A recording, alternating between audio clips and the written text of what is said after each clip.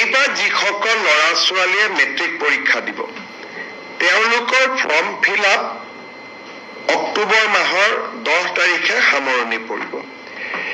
এইবাৰ form fill আপত আমি তেওঁলোকক অনুৰোধ কৰিছো যাতে তেওঁলোকে বেংক একাউণ্ট নম্বৰটো দিয়ে আৰু কেবিনেটে যে অনুমোদন কৰিছে যে 1 নৱেম্বৰৰ পৰা মেট্ৰিক শেষ নোহোৱা পৰ্যন্ত প্ৰত্যেকজন উচ্চতৰ HSLC মেট্ৰিক পৰীক্ষাৰ্থীক আমি প্ৰতি মাহত 300 টকাকৈ তেওঁলোকৰ বেংক একাউণ্টত দিম।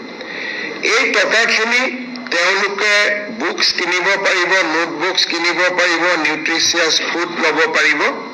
অৰ্থাৎ 5 লাখ ষ্টুডেণ্টে মাহত 300 টকাকৈ অলমোষ্ট আমি মেট্ৰিক কোন মাহত হয় নাজানো, যদি এপ্ৰিলত হয় 6 মাহৰ কাৰণে পাব, যদি ফেব্ৰুৱাৰীত হয় 4 মাহৰ কাৰণে হ'ব, যদি মাৰ্চত হয় 5 মাহৰ কাৰণে পাব।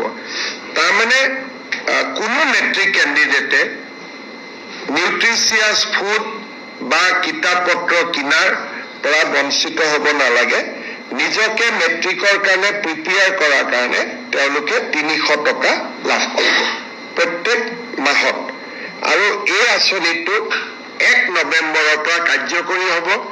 আপোনালোকে হয়তো ভাবিব যে ল'ৰাবিলাকক ফৰ্ম দিব, নহয়, আমি মেট্ৰিকৰ ফৰ্ম ফিল আপতে তেওঁলোকৰ বেংক একাউণ্ট নম্বৰটো লৈ ল'ম আৰু তেওঁলোকে পোনে পোনে তেওঁলোকক আমি 1 নৱেম্বৰৰ পৰা 300 টকাকৈ দিয়া আমি আৰম্ভ কৰিম।